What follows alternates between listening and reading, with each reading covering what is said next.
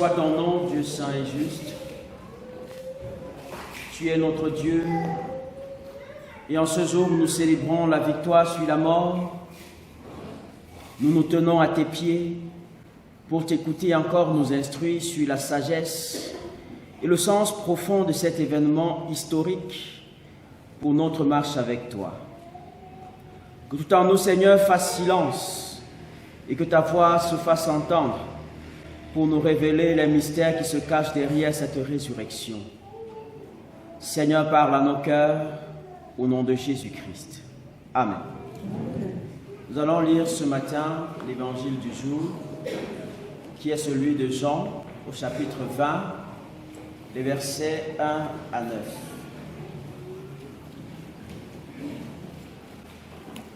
Jean, chapitre 20, les versets 1 à 9. Je lis pour nous le texte dans la version Louis II. Le premier jour de la semaine, Marie de Magdala se rendit au sépulcre dès le matin, comme il faisait encore obscur, et elle vit que la pierre était ôtée du sépulcre. Elle courut vers Simon-Pierre et vers l'autre disciple que Jésus aimait, et leur dit : « Ils ont enlevé du sépulcre le Seigneur, et nous ne savons où ils l'ont mis. » Pierre et l'autre disciple sortirent et allèrent au sépulcre. Ils couraient tous deux ensemble.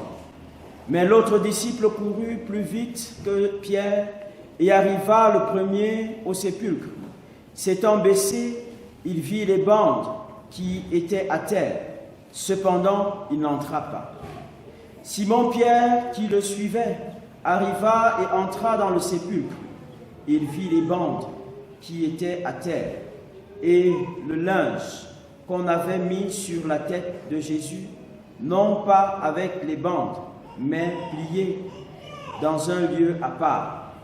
Alors l'autre disciple, qui était arrivé le premier au sépulcre, entra aussi, et il vit et il crut. Car il ne comprenait pas encore que selon l'Écriture, Jésus devait ressusciter des morts. Amen.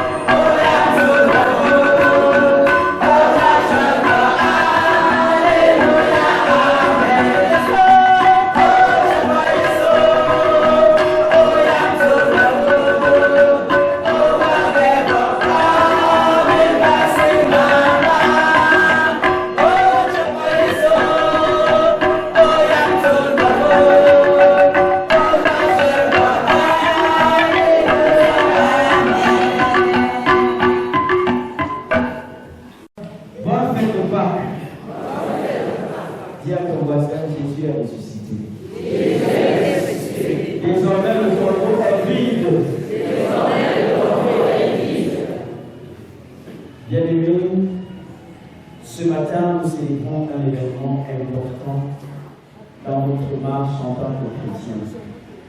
J'ai envie de dire un événement historique qui a marqué l'humanité tout entière.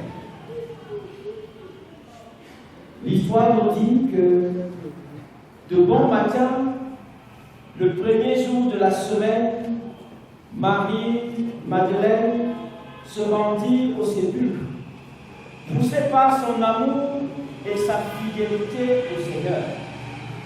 Elle s'est empressée d'aller embaumer son cadavre très tôt le matin.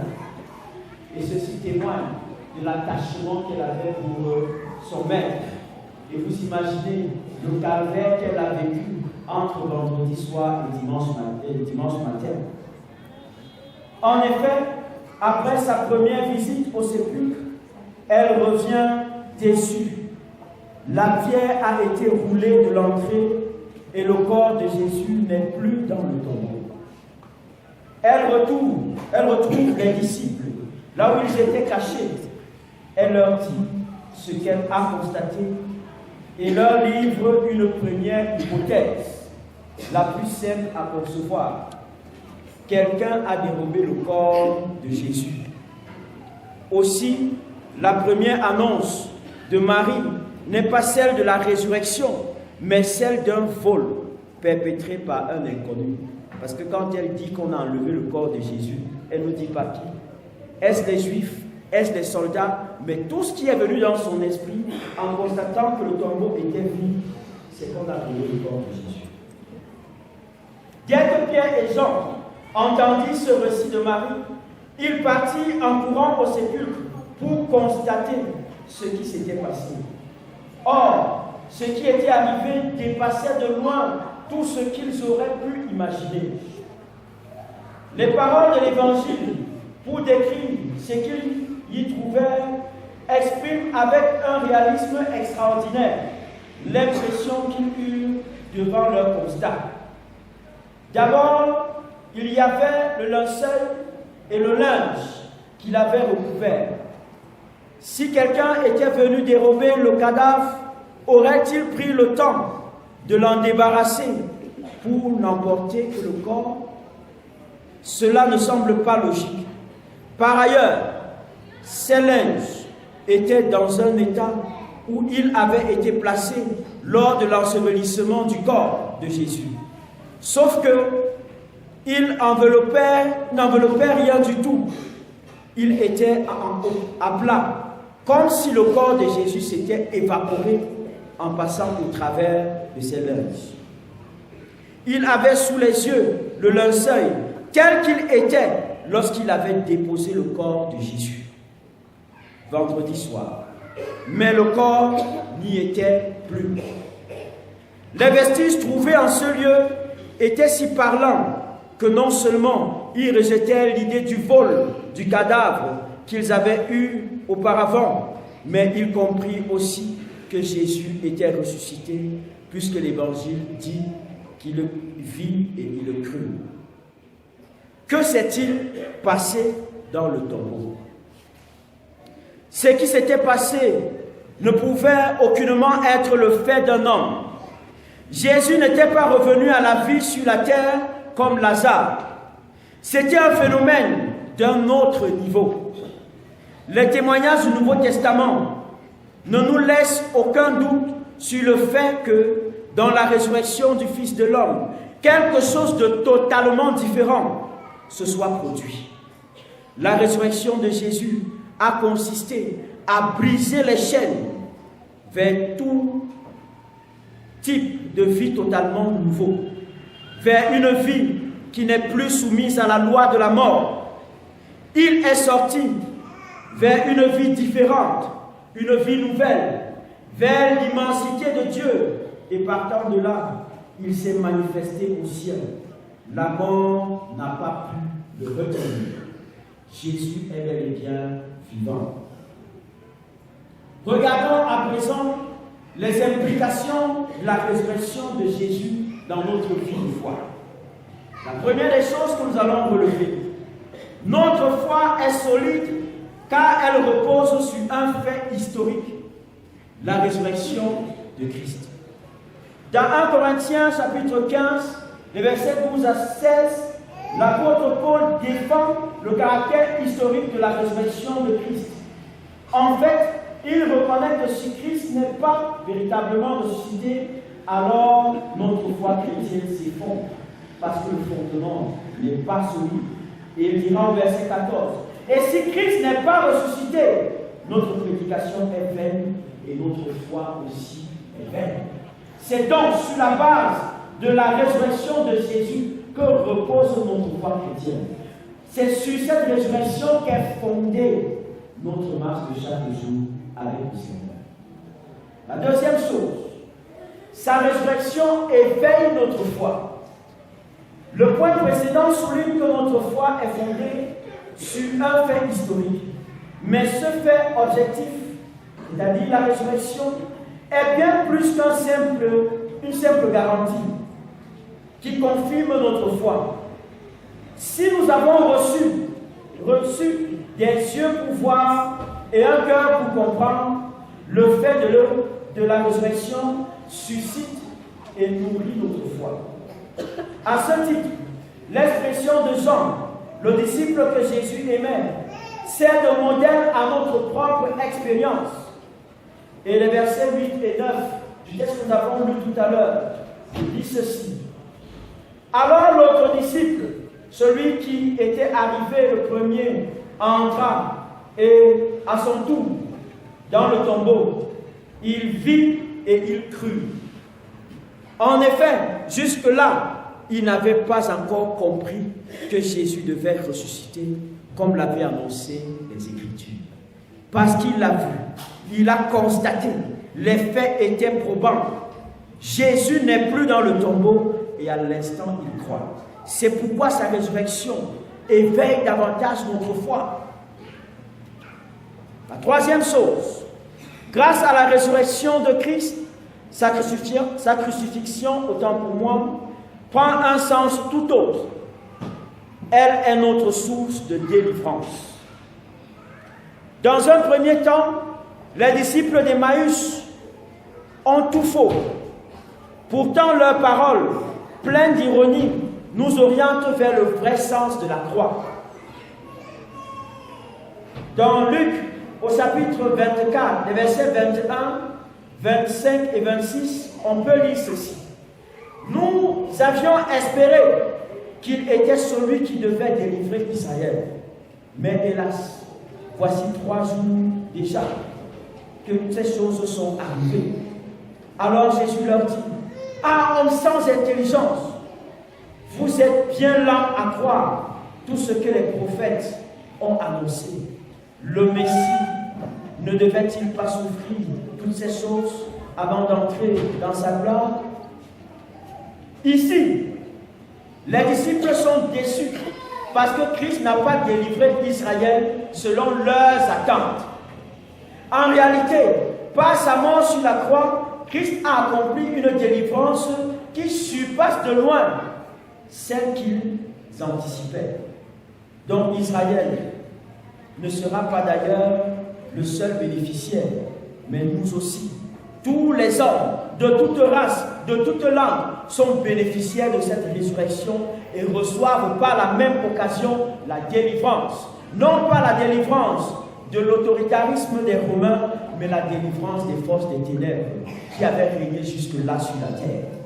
La résurrection de Jésus est donc un signe de victoire sur les forces du mal, un signe de victoire sur tout ce qui nous oppressait. La résurrection de Jésus est une libération de l'humanité tout entière. La quatrième chose, nous ne craignons plus les puissances du mal, car le ressuscité les a vaincus. Voici ce que Paul dit à ce sujet. Quelle est envers nous qui croyons l'infinie grandeur de sa puissance, se manifestant avec efficacité par la vertu de sa force. Il l'a déployé en Christ en le ressuscitant des morts et en le faisant asseoir à sa droite dans les lieux célestes, au-dessus de toute domination, de toute autorité, de toute puissance, de toute dignité, de tout nom qui se peut nommer, non seulement dans les siècles présents, mais encore dans les siècles à venir. Il a tout mis sous ses pieds. Éphésiens 1, les versets 19 à 22. Par la mort de Jésus-Christ, tout pouvoir lui est donné et tout est mis sous ses pieds. Il en est de même pour tous ceux-là qui sont en Jésus, qui s'identifient en Christ. Ils reçoivent le pouvoir sur toutes ses forces et sur toutes ses dominations, et désormais ils ont autorité parce qu'ils sont de la même nature que Christ.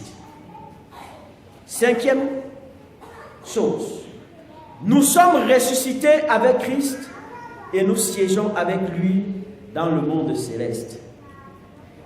Éphésiens 2, verset 6 nous le dit. Il nous a ressuscités ensemble et nous a fait asseoir ensemble dans les lieux célestes avec Jésus-Christ.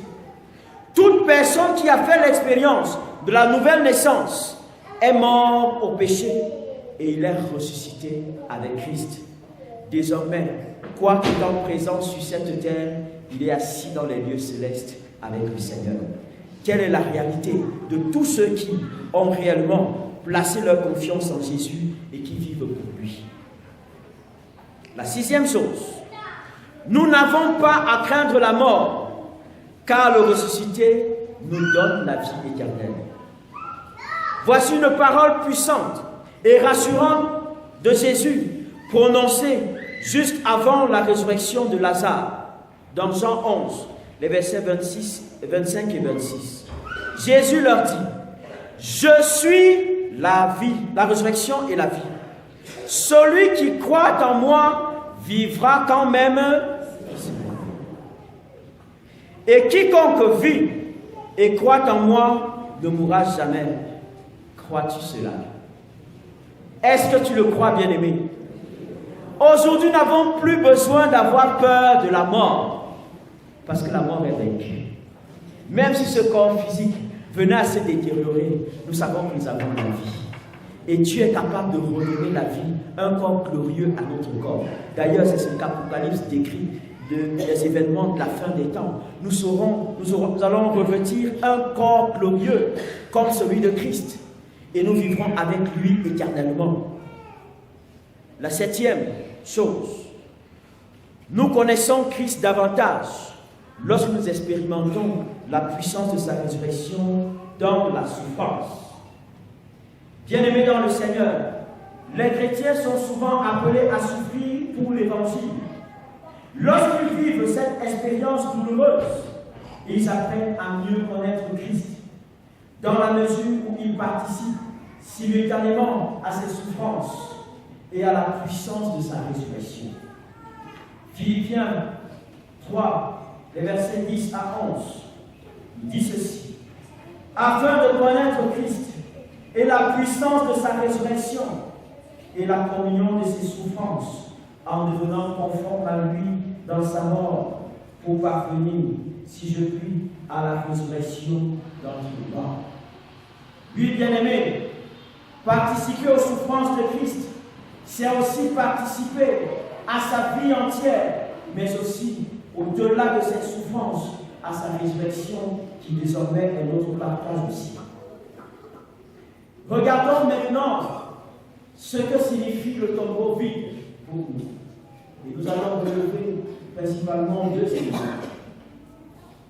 Le premier, la pierre roulée signifie la victoire de Dieu sur les forces de la mort et l'ouverture du séjour des morts, ce que la tradition juive appelait le Sheol. Désormais, le séjour des morts est ouvert. Et les gens peuvent donc partir du séjour des morts pour la vie éternelle. Et d'ailleurs, l'apôtre Paul l'annonce en nous disant que ceux qui sont morts, ceux qui sont vivants, ne dévanceront pas ceux qui sont morts. Les morts ressusciteront d'abord en premier. Et s'ils doivent ressusciter en premier, c'est parce que la porte des séjours des morts est ouverte. Ils se lèveront donc en premier, retrouveront ceux qui sont vivants, et ensemble ils seront enlevés pour les cieux dans la présence du Seigneur. Désormais, donc, le séjour des morts est ouvert. Le cadenas que l'ennemi avait mis jusque-là sur cette porte-là est brisé. Et ceux qui sont morts dans le Seigneur ont désormais part à la vie que le Seigneur les offre.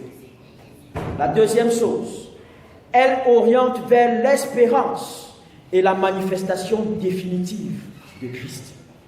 La mort de Jésus et sa résurrection, j'allais dire, redonnent de l'espérance à l'humanité. Et nous pouvons le voir dans la vie des disciples. Ceux-là qui avaient été attristés et qui étaient dans la peur, cachés dans des maisons, fermées à double cadenas, retrouvent de l'espérance en apprenant que le Christ est ressuscité. Retrouvent la joie de vivre. Sentent que tout n'est pas perdu par la mort de Jésus. Il y a de l'espoir. Il est à nouveau vivant. Et désormais, la joie renaît dans le cœur des uns et des autres. Bien-aimés dans le Seigneur, Jésus n'est pas resté dans le tombeau. Il est bel et bien vivant. Il est sorti du tombeau vainqueur. Et nous aussi, nous partageons sa victoire dans notre vie de chaque jour. En tant que chrétiens, nous sommes témoins de cette résurrection de Jésus et appelés à le proclamer partout où le Seigneur nous appelle. Le Christ que nous prêchons n'est pas resté sur la croix, encore moins dans le tombeau, mais il est bel et bien vivant. Et nous aussi, nous avons la vie par sa résurrection. Désormais, tu n'es plus mort, mais tu es vivant. Par Jésus-Christ, le ressuscité. Que cette parole nous encourage dans notre marche avec lui. Que cette parole nous remplisse d'assurance dans sa présence. Que cette parole que nous entendons nous redonne de l'espérance, nous regaillardit dans notre marche avec le Seigneur. Que cette marche soit une marche d'espérance, une marche victorieuse chaque jour de notre vie, dans le témoignage que nous sommes appelés à proclamer dans ce monde. Que le Seigneur lui-même bénisse cette parole dans notre cœur. Amen.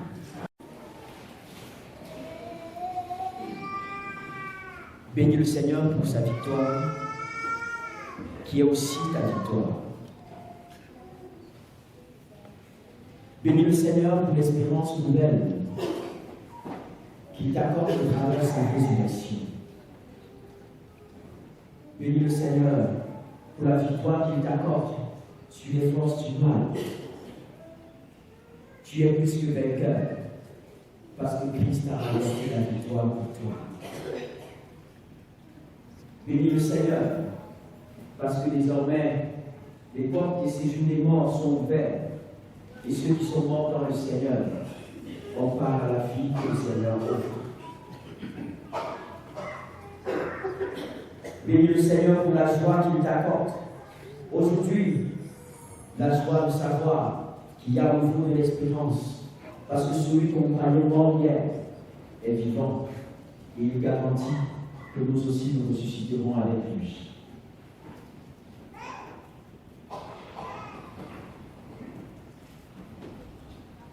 Seigneur, merci parce que ta victoire sur la mort est aussi notre victoire. Nous élevons ton nom, Père éternel, parce que ta résurrection ferme la bouche de ceux-là qui pouvaient se réjouir de ce que tu as été crucifié à la croix. Seigneur, merci parce que nous ne croyons pas en un Dieu qui est mort, mais nous croyons en un Dieu qui est vivant. Nous croyons en un Dieu qui a transcendé toutes les limites et les lois de la nature, les lois de la science, pour revenir à la vie. Nous louons ton nom, Père éternel, parce que cette résurrection est pour nous le socle d'une nouvelle vie, d'une nouvelle transformation dans notre pensée, dans notre intelligence.